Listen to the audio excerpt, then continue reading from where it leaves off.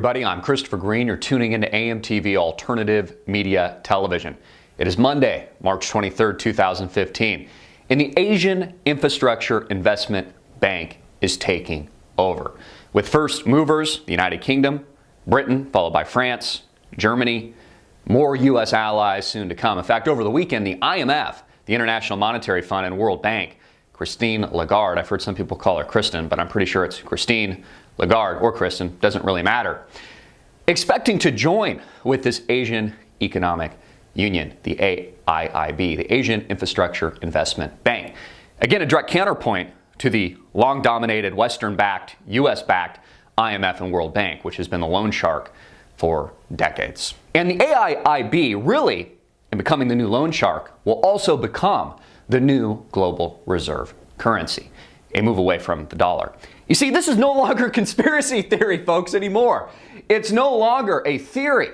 It's no longer the tinfoil hats telling you this is going to happen, that the US dollar will lose its reserve status. This is an actual fact. It's coming from the Wall Street Journal. It's coming from CNBC. It's coming from Forbes. And the United States of America doesn't like it. The United States of America is losing its grip on power.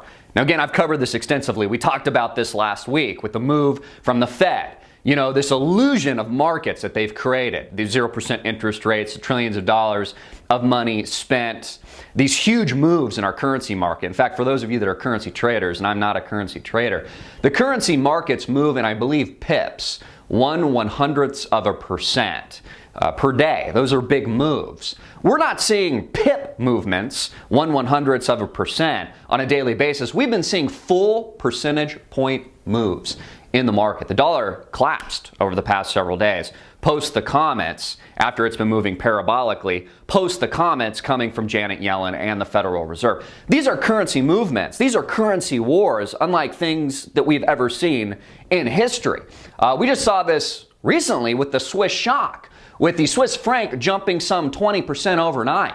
Now, that, of course, is an example. It's a microcosm of what's coming to the United States. But I don't think that our currency here in the U.S., I don't think the U.S. dollar is going to be jumping. I think it's going to be a U.S. collapse as these investment infrastructure banks, like the AIIB, move away from the U.S. dollar as the world reserve currency. And you see how our allies, maybe our former allies, are showing their allegiance with first mover, the United Kingdom, joining the AIIB. You see, the United States, everybody knows it's over here. Everybody knows it's over in America, but Americans, but the dipshits that live here. Every other country is jumping ship. The rats are leaving the nest. And everybody here in America with their iPads and Apple iPods or whatever they are just totally dazed and confused. Think everything's okay. Think that we're actually in a recovery, even though we're not. I mean, just pull a chart. The U.S. national debt has doubled over and during the administration of President Barack Obama. I'm going to show you a chart on this screen to show you how it's moved parabolically. Parabolically. It's going to come to an end. Total debt has skyrocketed. The real unemployment rate is sky high. Men in their 30s and their 40s and their prime working years aren't working. The economic conditions here in the United States are horrible. It's only the dipshits that live here that think somehow the Ponzi scheme is going to continue. We even have major investment bankers calling these Wall Streeters SOBs, saying that they have to pay, that there's got to be some kind of consequences to this high-frequency trading that rips through markets on a nanosecond basis, that slugged off $10 billion worth of market cap on Apple stock last week, post the Federal Reserve move. Again, what's happening to asset classes right now, most notably the currency market, this currency war that we're engaged in, not normal. It shows you just how vulnerable the entire system is. All asset classes are. U.S. Treasuries, they're not a safe haven anymore. It's not a safe place to be. U.S. bonds. It's no longer backed by the full faith and credit of the United States, which is backed by nothing. You see, all the rats are leaving the ship. They're going over to the AIIB. Again, this swift change in power, which is no longer a crackpot conspiracy theorist, lunatic sitting in a corner with a tinfoil hat idea, just happens to be the reality. Just happens to be the cold, hard facts. And again, everything we're seeing in the global financial system today is not normal. This bid on bonds, this bid on stocks, a tripling in the Dow Jones, S&P 500, the NASDAQ at all-time highs. What we're seeing in the currency markets themselves, not normal. What we're seeing in oil, not normal. None of this normal. Parabolic shifts in debt, in the national debt and total debt, not normal. What do you think happens to parabolic shifts? You think it just keeps moving parabolically forever? It just moves in a straight line? Everything's freaking glorious? You know, we'll just buy more iPads and iPods and it'll just work out? Yeah, Apple's gonna lead America out of the doldrums. Yeah, that company is gonna lead sovereign nations from the depths of hell. That's all we need. None of this is normal, and it's going to end in catastrophe. Again, I'm not a crystal ball reader. I don't have a crystal ball. I can't predict when it's going to happen, but I know this. You better be preparing yourself. You better have your eggs in the right basket. You better not be betting on this US dollar to bring us out of this depression, to bring us out of these shenanigans. It's not going to work. Every major US ally, maybe former ally, every country is moving away from our currency. Keep in mind, oil also traded in US dollars. Another reason we're seeing this price collapse. Another reason we're living in this depression. And now major countries, major probably former allies like the United Kingdom, France, Germany, etc., all jumping on ship, all jumping on board. The Asian Infrastructure Investment Bank. Look it up. I'm not the only one reporting on it anymore. It's Forbes, it's CNBC, it's the Wall Street Journal. And they're now working on establishing the new world reserve currency. And guess what? It's not American, it's Asian. That's right. I'm Christopher Green. Get this video out everywhere, make it viral, hard hitting it in your face.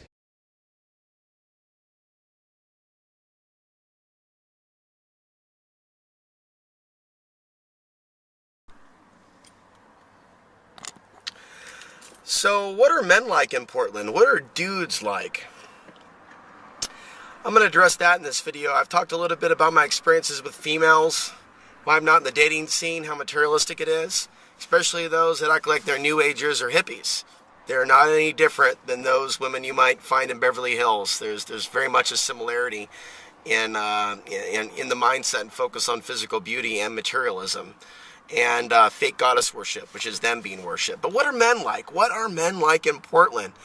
And I'm going to go ahead and talk about what a lot of men are like, but this does not mean every man, just like my videos about a lot of women aren't about every woman.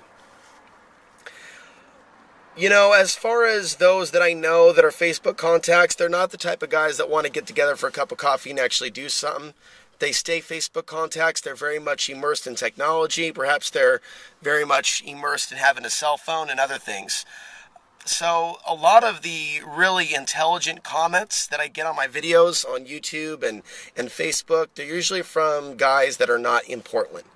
So whatever is going on in Portland with technology, with society, with culture, you'll have to forgive me, I'm sweating. All of a sudden it's gotten really warm here in Portland and we've got a sunny day. So I'm using this natural light here and inspiration to put together some thoughts. There's a lot of it attracts a lot of taller white men that are really feminine, and I'm not saying this to be mean or sound insecure. I'm giving you like a demographics layout. You'll also find a lot of shorter men working in the restaurant industry as bussers. The height that a man is at usually dictates how far he'll progress in the restaurant world and perhaps in other aspects of society. But sometimes you will see shorter men in middle management that are total power trippers because they've learned to act a certain way to get in the position that they're in and hold their position because they suffer from a version of short man syndrome. So there's a lot of very interesting personalities that I've seen here. There are certain men that act like they're tough guys that wear the MMA shirts, the tap out shirts, and they're out there looking for a fight. Sometimes I'll see them walking like they're a baboon, doing this type of thing, and literally like looking around, and they literally, some of them look like they have a Neanderthal skull.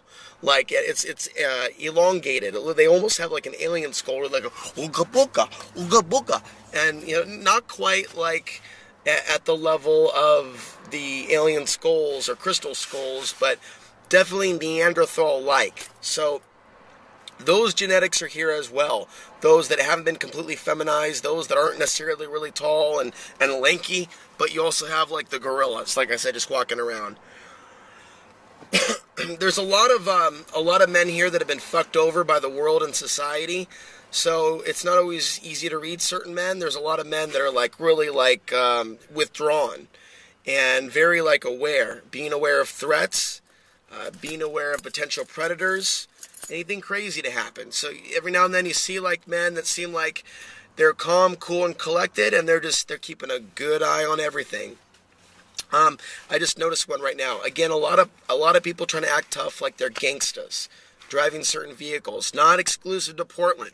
But as I see one go by right now, there's all different types all throughout the city. People that want to have eye contact with you. There's a lot of mentally ill, homeless men that are here, and that's usually caused by being homeless. So there's a lot of poor, suffering men that are on the street, alcoholics, a lot of drunks, a lot of people that have had some very fucked up lives. A lot of people traveling, a lot of people on the go, a lot of people that end up in Portland because they hear about Portland. So the nomadic man oftentimes ends up in Portland. And there are some very successful, talented, creative individuals as well that have chosen to call Portland home because, again, it has that reputation of being, and of course we have a lot of bikers and sports enthusiasts. You don't have a lot of men that are into the alternative media, however, or hosts that are based in this region. And the few that are very self-serving, and I'm not so sure they're on our side. The one particular guy who's being propped up by the mainstream media and Fox News at this time, who spreads truth and disinfo. You don't have to be a brainiac to decipher who that is. And so, seeing what this place has done to a lot of men, it's made men a lot very catty, aggressive. In the past in Portland, men got in a lot more fights. Things were far more violent. And they still are to a certain degree, but nothing like they were in the 70s and 80s from what I've been told by men that are in their 50s and 60s now that were alive then, or at least people that were in the fighting scene. And there was a fighting scene back in the day where people would know who the tough guys were in town, and people were all into their ego as to who can beat who up. And, you know, there's a lot of gangster shit going on back in the day. But men physically looked different as well in previous generations. Their muscles were larger. Things were very different back then. Although you see a lot of steroid abuse today and certain physiques becoming a little grotesque, in general, men look far more frail to me. Like more easily broken, like, you know, come here, you. Not necessarily by me, but maybe by, you know, certain other monkey Neanderthal type humans that are, you know, walking down the street just waiting to smash into something. So I talked about the traveling male. I've talked about the Neanderthal male, the gangbanger, the feminized male, also the hipster businessman male, and certain white males that have a certain bearded hipster look that are at least 6 foot tall, traditionally becoming more successful in business, employment, and with women. You do see a almost prototype, and I'm noticing more of these individuals cutting in line at the grocery store. And I've seen both whites and blacks in the same week within 24 hours walk right in front of me like I wasn't there at the self-checkout. And, you know, they have no idea what they're doing. They're literally just, I'm going to walk over you because I have 6 inches on you. There's a lot of racial and height supremacy in today's day and age. And me being aware of this is not short man syndrome, just to clarify. Excuse the sweat, by the way. Please excuse the sweat. It's not short man syndrome or racism to be aware of other people's tribalism. And I hope the audience today is conscious enough of that. We need to actually start discussing the unconscious behavior within society. You can start a webcam channel. You can tell me what you see in your town. That would be great. I would actually watch. So what I'm doing is basically sharing that this is not just about unconscious women in Portland. There are many unconscious men in Portland that are just consumed with video games, consumed with sports, consumed with working, consumed with chasing pussy, consumed with Democrat, Republican politics, consumed with acting like they're a hard-ass anarchist if they are somewhat politically active, calling for violence, acting like they're some sort of a tough guy. If they're not actually joining the system, they're going to act and operate by the system's rules in another way. You don't really see a lot of really spiritually aware, politically aware, and active people, and even less in the alternative media. The few that are spectators, they mostly like to stay connected on the internet, and they're really quick to criticize. Portlanders in general, and I'm going to close here, are really mean to other Portlanders that they feel have something more than them or those they're threatened by. It's a way that they hold up the narcissistic personality that for some reason seems to really thrive here in this region. I don't know what it is, but there's something about Portland that really brings out the narcissist. So whether it's male or female, this prototype sociopathic personality seems to really love these types of environments of competition and scarce resources and limited space. It elevates their sense of self in their own mind to put someone down and take from others. There are very few good men that I even know of in the Portland area. I will say somebody gave me some work last week, and we worked till 2 o'clock in the morning cleaning floors. Interesting thing about his racial background, he was Native American. Talk to you guys later.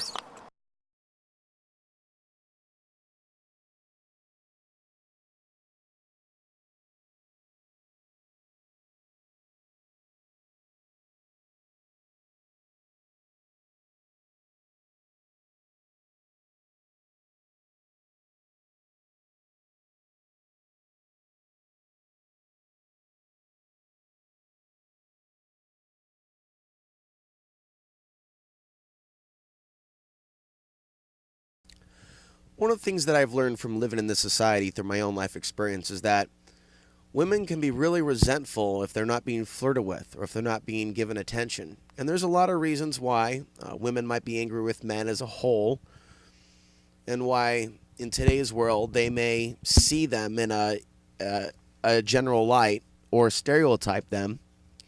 And I think that we're seeing more of that in today's day and age than perhaps 10, 20, 30, and so on and so forth. I don't believe it's always been just like this. And for those of you that are much older than I, perhaps you can testify to that. So I sense a lot of resentment when I'm out there in society. When I'm not giving women a certain sense of attention or checking them out or responding to perhaps their attempt to make eye contact. And the very fact of the matter is, a lot of them have been so heavily programmed by the society that they're only operating on the physical level. And I've been a public person for about a decade now. So people have always had the ability to contact me on the local level. And there are certain people that have, but it's also not good to get too close to certain people that have certain types of vampiric tendencies to them. And I've seen that time and time again with certain people that I've known firsthand, and I've noticed patterns. So there's certain types of people, unfortunately, that at times have been attracted to me, and it's caused problems. I would even almost call it a trap. And I don't really want to speak in a detailed way about this, but certain people that have reached out in the past have had this kind of thing about them that was more energy sucking than anything else. And so sometimes we learn, be very careful what you wish for when you're lonely, and you open up the door for company. And so for the most part, I've been single for an extended amount of time. And since coming back to Portland, I haven't been in the dating scene. I haven't been getting on Craigslist.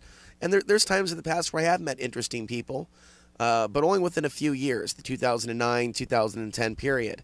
I've mentioned this before, but it really hasn't been a part of my life since that period. And so for a good number of years now, I've spent a lot of time alone. And being that I'm a public person, the way that I've always figured it is let people come to you. But I also, as I just said, have realized that it's also a way that you can entrap yourself or end up in a bad situation where someone that wants to suck your energy can walk through the door. And so in many cases, it's better for someone like me to be absolutely single and to not get involved in drama and avoid drama at all costs. And I would say that I'm lucky that certain dramas in this world that other men have had to experience, I haven't had to go through what they've had to go through. And I'm on a mission. And I'm living a pretty unique life. And it's not for a lot of women to be around. It's definitely for 1 in a million, or maybe 1 in a billion, or maybe even beyond that. But I've come to terms with that. And I'm more at peace with that than ever at this moment. And, I'm not going to tell my life story now. But let's just say through our life experiences, we learn a lot. We learn a lot about ourselves, about humanity. And maybe that truth is for only us to understand and know. And maybe not for the rest of the world that may have yet to come to their own point of realizing a certain truth about the human condition. But yeah, I have noticed a sense of resentment from women in society when I'm not flirting with them. And what I do is I just shield from it, from that negativity. And I try not to engage. And I'm going to be talking more about certain subjects, about not succumbing to the spirit of retaliation or responding with anger in certain circumstances that we may find ourselves in today's society, where there's a lot of pissed off people running around like chickens with their head cut off, with no direction, no grounding. So do we want to just be responding like a ping pong ball to all the things that are going on around us, or do we want to be grounded and walk over the fire through the storm, through the zombie apocalypse with a sense of zen and peace? It's better to be alone than lay down and wake up with fleas. Maybe not of a literal physical sense, but issues, dramas. And in today's day and age, for people like me, it's draining, painful, because there's a lot of rejection involved to even try to get close to mainstream people or women in today's society. It's incredibly painful because once someone like me, and I don't really want to talk deeply about this, but some people just don't understand. Once I start sharing about who I am and things I care about, I watch people just shit all over it and actually put it down. And I'm not going to elaborate, but that's hitting the nail right on the head. And that's painful. And that's desecrating, in my opinion, the sacred masculine that wants to do the right thing, that wants to protect society, that wants to stand with the truth. When I watch the feminine desecrate that, and my life experience has been marked by meeting a lot of those types of women, and most all of them that way. And I'll say, I've talked about how some married women use single men in a previous video. I just got to say, there are a lot of wonderful, very friendly married women out there that I've had interactions with. And I think that there's no question why they're married. I don't think I said that in the last video. There's no question why they're married. And maybe some women, they almost seem to be friendlier when they're married, almost like because they have that sense of security there. So it's like and they got someone in their corner. It's like that. So I think a lot of women out there that have declared that they love being single, I think there's a lot of lonely people out there that actually love to meet someone that they can actually trust, that would actually love them and not hurt them. So I see there's a problem out there in society with a lot of resentment. A lot of us aren't trusting each other. We're afraid of each other. That's the issue. And so, yes, I might recognize that person checking me out. And I might, split second recognize that they're good looking. But, at this point, because I'm a public person, I can't be getting involved with people on the street and just, that type of a thing. It's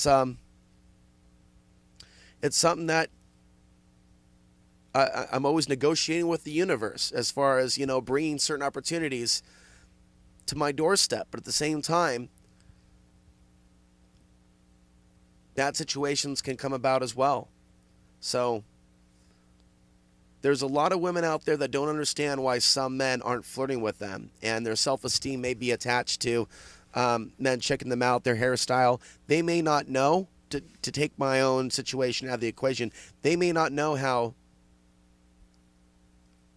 some men may have been adversely impacted by the programming out there to not even approach women or to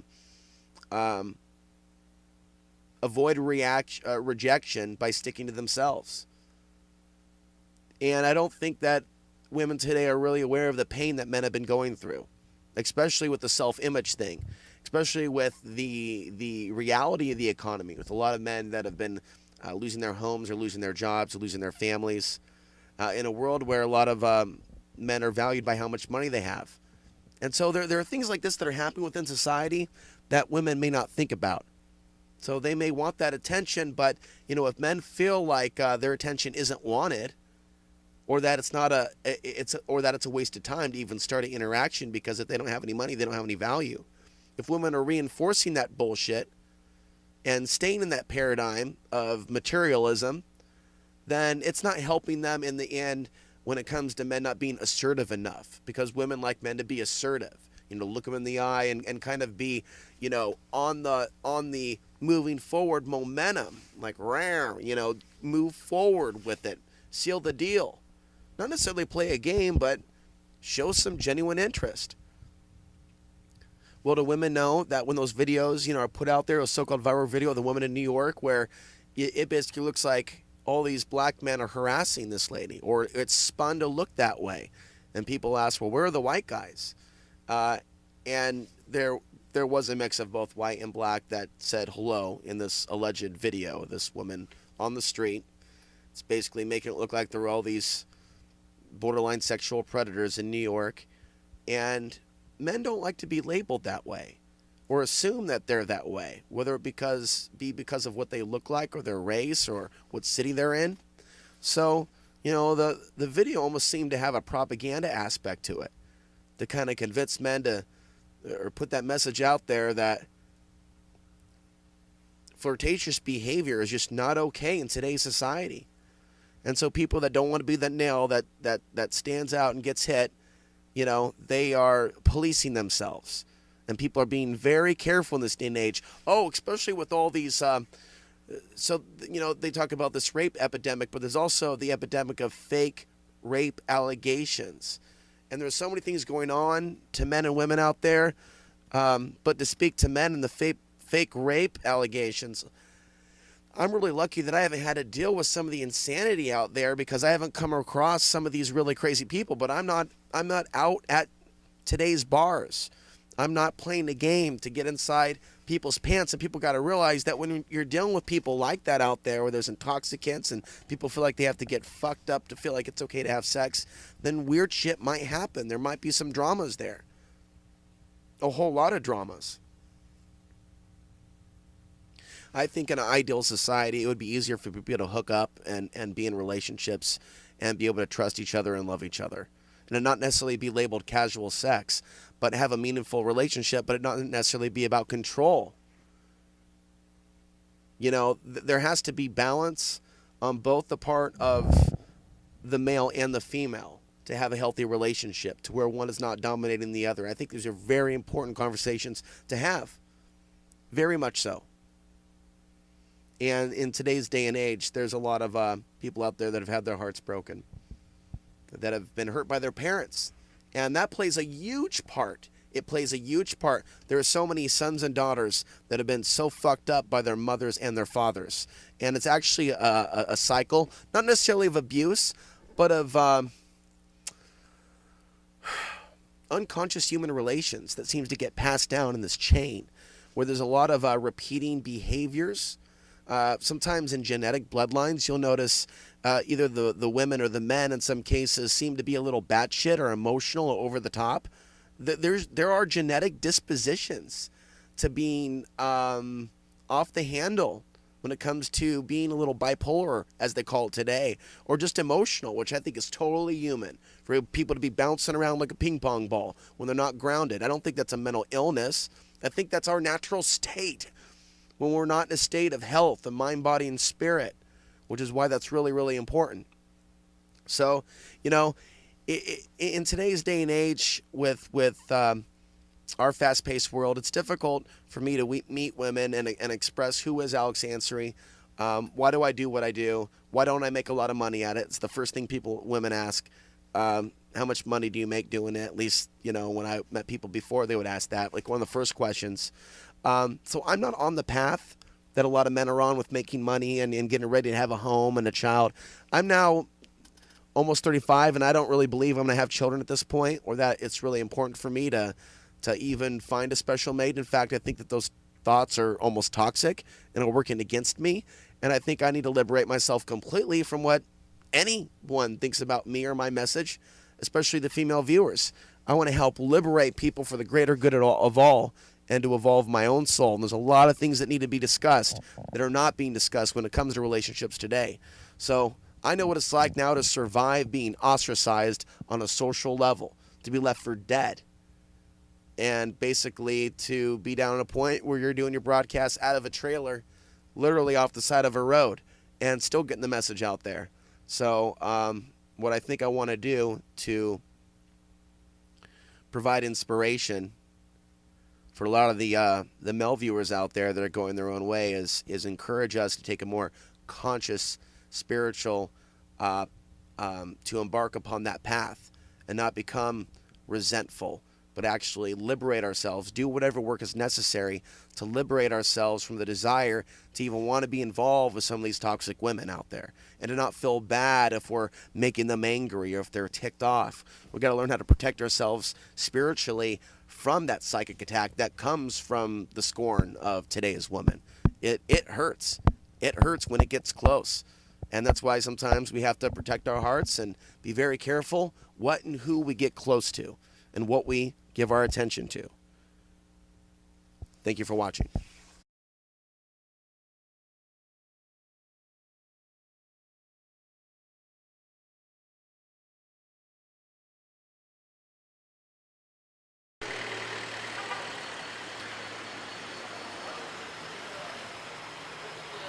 What's really getting to me lately is the sound of the construction. And the area where I've been parked lately, there's definitely a lot of construction going on, especially in this part of North Portland, which is, we're outside the new seasons. So blocks in every direction, there's major building projects underway. And it's creating a lot of noise. It's starting to bother me. And so yeah, someone could end up looking really stressed out for just being in this environment and not having like a quiet place to work on stuff. Constant noise, constant pollution, geoengineering, things of that nature, and what I call white woman supremacy, like racial supremacy, has dominated Portland, Oregon, which creates an adverse negative climate for those that are not completely white and not a woman. And this is the truth. This is the new Portlandia. So anyway, a couple construction projects here, and for blocks and blocks all the way up this way, up this street, that's Williams. This is Vancouver. And then you have another building project there. And then behind that you have another one. Funny thing is, I actually parked my truck and micro camper on the trailer behind that building in the open lot, and now they've already got the fence up and they're starting to put up the next building. There's a crane up there. A lot of people have seen pictures of all the building they've done in China. Well, this isn't going to be a ghost city. These rooms are going to be quickly filled, but that's what a lot of Portlanders forget. It's not being built for the locals. It doesn't matter how expensive it is. They don't care if you're homeless. In fact, they would rather see you dead. That's the energy going on here in Portland. They would rather not see it at all. So the people moving here don't know how many people have been displaced. It's not an issue for them. This is animalism 101 next to tribalism 101. And I guess the Irish went through a lot discrimination when they came off the boat. I think potatoes were thrown at them. So I think what we're seeing now is like reverse discrimination, where we're seeing Irish supremacy in Portland today, and certain forms of white supremacy from the same part of Europe. And I've noticed that people that have a little bit of empathy for what I'm saying, a lot of times they're Eastern European, or their genetics are from around the globe. Not so much for the dominant Western European dominant class of Portlanders that live here now. That's pretty much what's making Portland the new nightmare. And a lot of people aren't realizing that living here is going to make them really sick down the line. Now, a lot of these buildings have cell phone towers from lots of different companies, and that creates a very strong pool of electromagnetic energy that affects the body, mind, and spirit. They've done a lot of studies on what cell phones do to the human brain, what cell phones do to the human spirit, and I think it destroys empathy.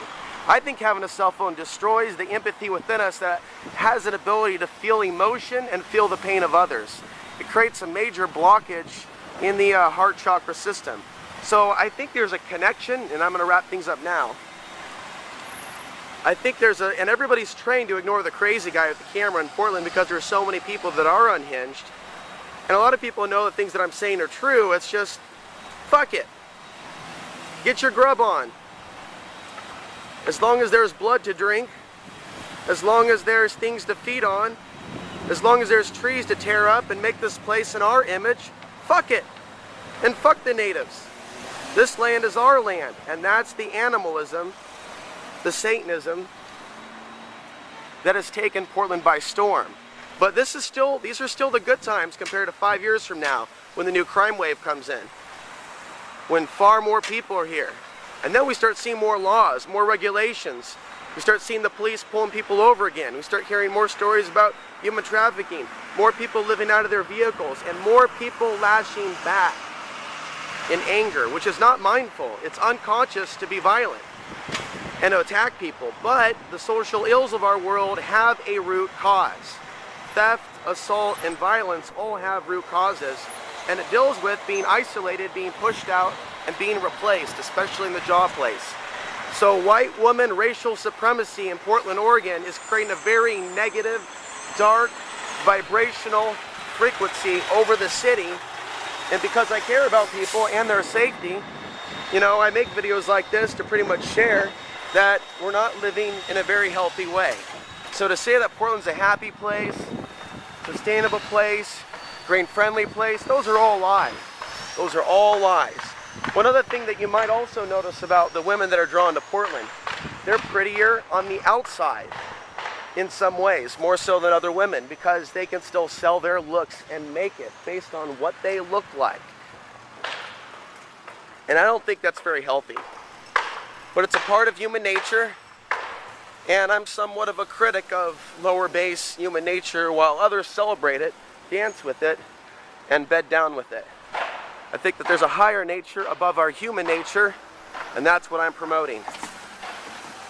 Portland's starting to feel a lot like the East Coast when I walk the streets.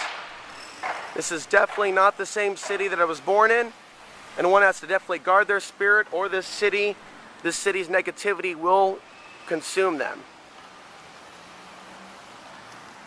You think the people are going to be happy that live in these facilities? I mean, it's like a mental hospital. It's like a camp, but people are going to voluntarily come here to spend thousands of dollars a month. Some of these will be in excess of $1,000 a month. Just to live the so-called Portlandia illusion. Something they watched on TV one day. So what kind of a consciousness is that? Is that higher consciousness? There's the geoengineering covering up the sun, which sometimes I think is affecting me more than some of the other people here. Is that higher consciousness to get your idea from a TV show and take part in a massive gentrification, which is now neutering every livable aspect of this city out of our lives, slowly but surely, like the frog being boiled in a pot of hot water, not realizing it's being cooked? And we are being cooked in more ways than one.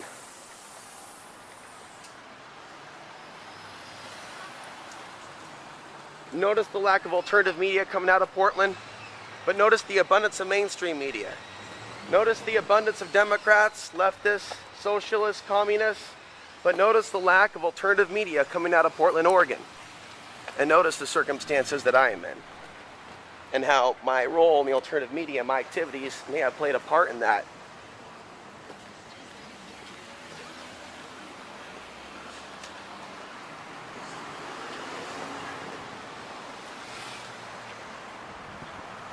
And it goes on and on and on, and for blocks and blocks that way.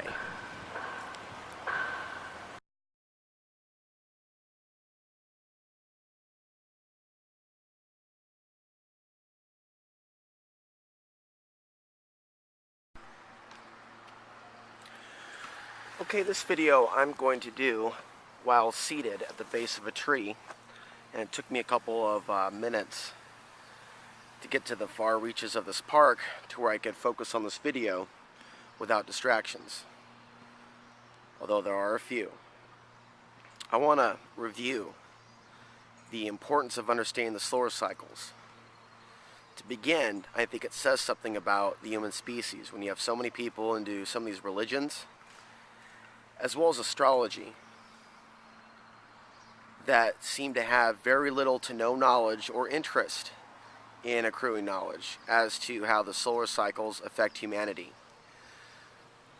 Some of the ways that we do know, that we can quantify with statistics, how the solar flares can affect humanity.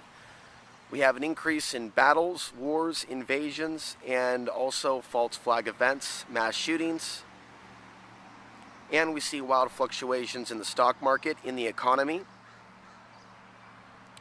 And we see an increase in earthquakes and other earth change related events, tsunamis. And we can certainly correlate connections with Hurricane Katrina and Fukushima with X-class solar flares. Even if other technologies were used, those technologies were only used to harness the natural powers that were already kicked into gear. Now, some of this quantitative, some of the less documented ways that solar flares influence humanity relate to mass migration patterns of human beings, in particular into certain cities. I think Portland fits that bill. More sex, more babies born, more humans are connecting with each other on that regard. So it's not just a time of war, there's also a time of human passion. And it's also been referred to by Alexander as the Human Excitability Index. So if you can imagine an increase in human activity of all different forms, not necessarily positive or negative, but everything being boosted and amplified. That includes goals reaching completion or beginning. Because what the solar cycles really represent is a birth and death cycle.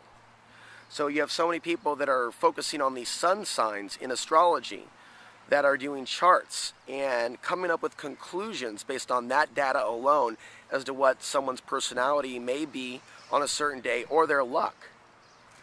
But yet there's this blind spot when it comes to the actual sun and its influence, the way it projects light. And what the sun is a projector. And the sun is projecting information through the light, through the solar rain, when it comes through our magnetic field and literally trickles down to us.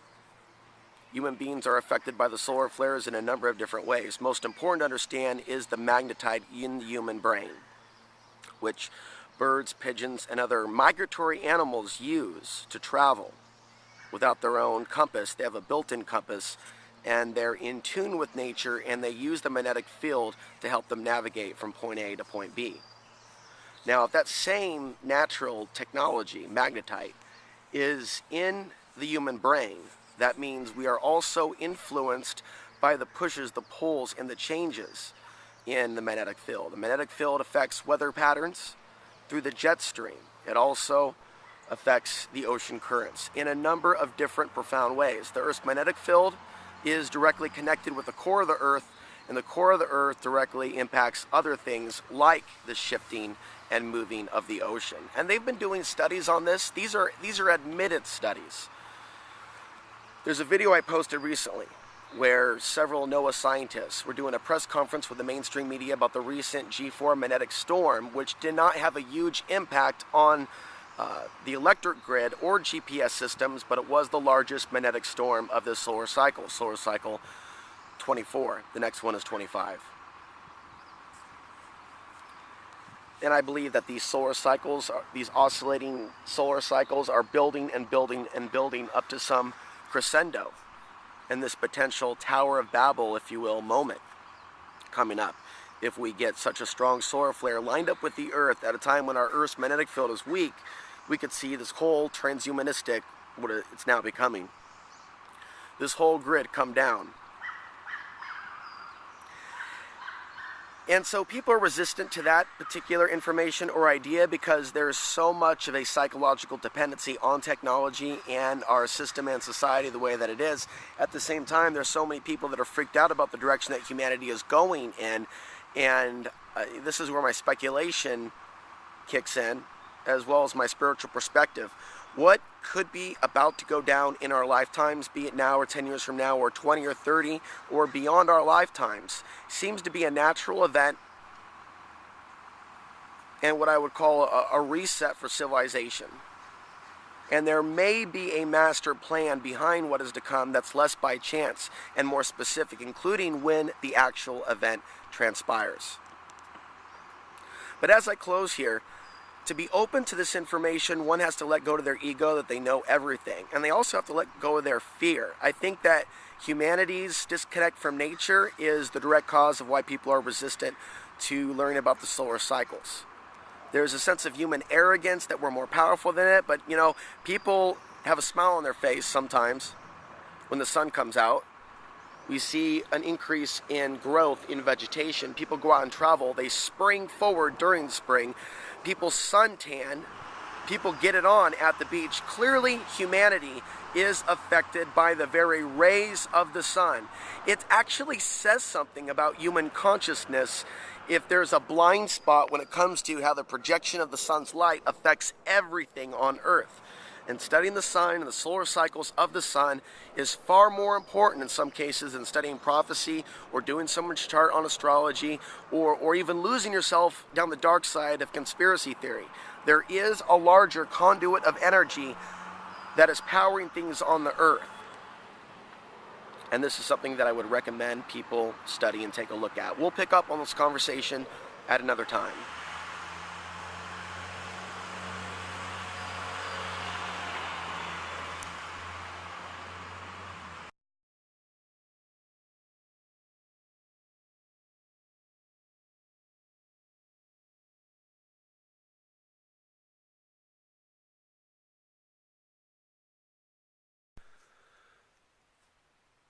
What I've done now is take my shirt off because I'm in nature so I can get some natural sunlight on my body and my chest and my back. And I think about Portland and other cities being vampire magnets. And there's something really profoundly wrong with geoengineering in general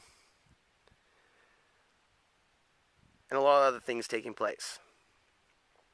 Which is why I give focus in my videos to topics like electromagnetic pollution, because it takes us away from a natural, empathetic, loving, sensitive, intuitive state of being, which I believe is our natural state.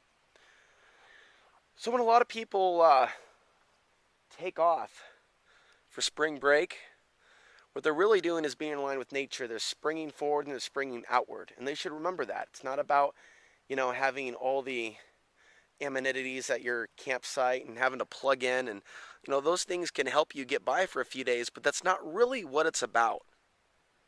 It's about getting away from the signals. It's about getting away from other people, because they're signals too. What people are emanating, their thoughts, what they're focusing on. So getting out in nature is about getting into a more natural state. There's different versions of nature, and there's nothing to feel guilty about it. And I don't always speak in anger when I speak of it, but some of us have certain genetic dispositions to be in certain parts of the globe. Maybe not our whole lives, but at least to check it out, myself included, which is why I think I was drawn to that part of Colorado, the high desert.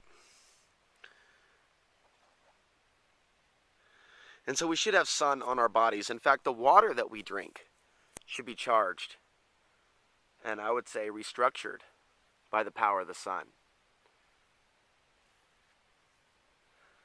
And it helps to get away from the signals cell phones, internet for a little bit, and be in the silence. That's one thing I'm not always comfortable doing, is being silent. Sometimes I'll just make up random chit chat with some people just to keep things moving, and sometimes the random chit chat, sometimes it would be better just to be silent. And that's probably one of the reasons why when I've gone into nature in the past, I've been a little less productive and active on YouTube, is because I'm living more in my inner space. And there's plenty of thoughts that I've gone through and went through in Colorado, but they weren't all documented. Some of them were, but a lot of things were just meant for me to think about. So, getting out in nature is a part of life, and there's a reason why people are drawn to the Portland area, because there are natural backdrops for people to experience. For people that enjoy some of the things that Portland has to offer, it's far more enjoyable when you're away from it for a little bit, so you can come back and kind of, jump back in the swing of things, whether it be your work, your relationships, the places you'd like to go out and party, drink, things of that nature. They're more enjoyable, whereas staying in the city has a certain effect, and it's overstimulation, it's oblivion, and it's disorienting. Whereas nature is balancing, centering, and can be a place to relieve stress. Now, one thing that does happen to the best of us is that sense of loneliness and longing when we come into nature, as we process our lives in the urban environments. And that's a part of the process. I don't think it's good to be stuck in that space, though, but it's a part of the process to be contemplating our whole lives and where we're going. And there are deer I've never been in a spot where I've seen deer over here, here. I've seen about 15 deer, and they're taking off because they can hear the sound of my voice, and I just refer to them. Like, oh man, he's telling people about us. But this is private land. And there probably is not an overabundance of hunters in this specific area, so there's that sense of safety. Natural weather climates, natural clouds, natural colors, natural energies, natural roads. Even if man at one point put stones here, or rather created the path, it has a very quiet feel to it. And the thing is that for some people, going out in nature is about being a sportsman. It's about hiking so many miles. Honestly, I don't like to get my ass kicked in that regard. I like to get exercise, but I'm not in this for who can be, the super survivalist, blah, blah, blah. There's certain places where you can get to within a few hours. Parking's an issue. Private property's an issue, especially if you don't have permission. I have permission in this case, but I really don't know that many people in the general area. A lot of people moving to Portland, though, they're trying to get away from things, and I definitely don't want to be telling people, go to this town or go to that town.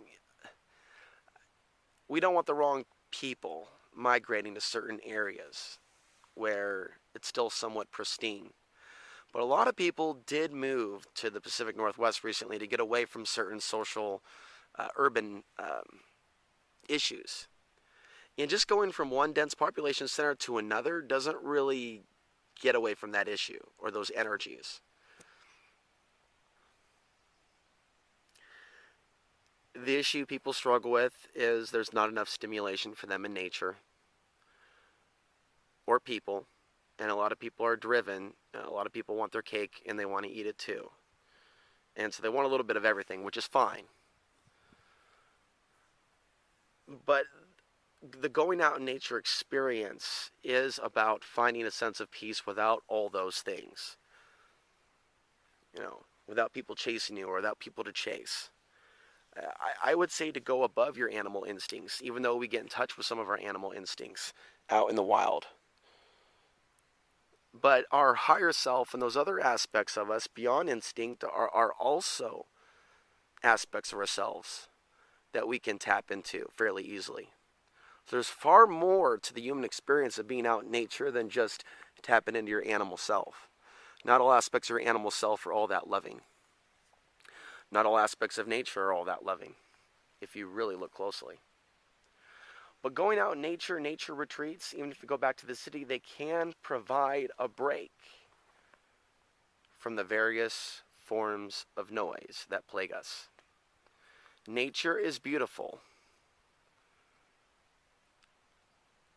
And so many things that are beautiful can be found in nature.